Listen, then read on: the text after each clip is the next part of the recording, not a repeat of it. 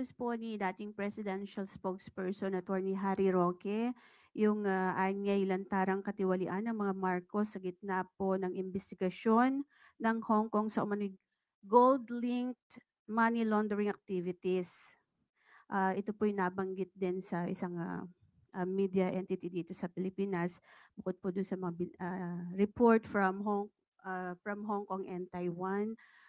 Nakarating na po ba ito sa kaalaman ng Pangulo? Ano po yung kanyang reaction kaugnay nitong panibagong allegation po na ito?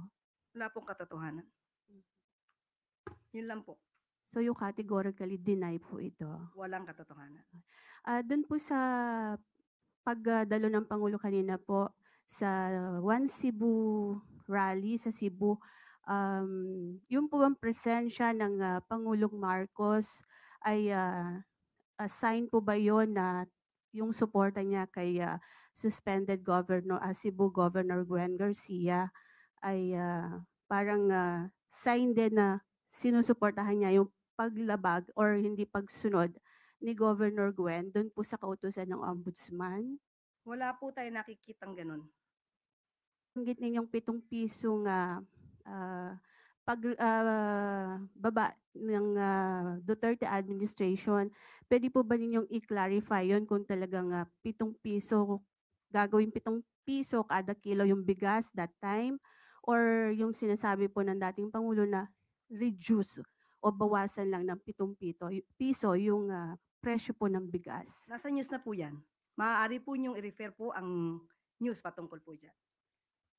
So, malinaw po na reduce po yung nabanggit, pero kayo sabi ninyo sa inyong vlog po ba yun or whatever, yung 7 piso, sabi niyo pangako 7 piso at parang sort of gano'n.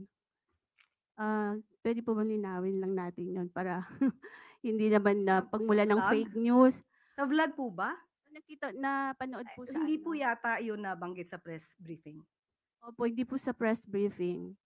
Parang you're talking na pinapakita niyo pa yung SONA something ni PRRD. Para lang po magkaroon ng ano 'no, sa halip Hindi po na yun pahayag ng Pangulo. o Nandito po tayo sa ating press briefing para ihayag po ang direktiba, announcements ng palasyo.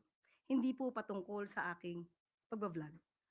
hindi po Maraming nabanggit ko salamat lang po po. yung vlog, Yusek ano po, para lang po hindi Miss Eden, malito. pasensya na po, hindi po ako makakasagot ng anumang sinabi ko outside from this press briefing. Kung ano man ang aking naging opinion personal, pag-usapan natin sa labas at hindi dito po. Kasi po parang makakaapekto rin po dun sa I think mga ano ng Pangulo na medyo iba yung Opo, Miss nababanggit nila. Eden, kung ano po ang inyong pakay patungkol po dito. Inuulit ko po, ang aking pag-vlog ay wala pong kinalaman ang palasyo, ang Pangulo at ang gobyerno.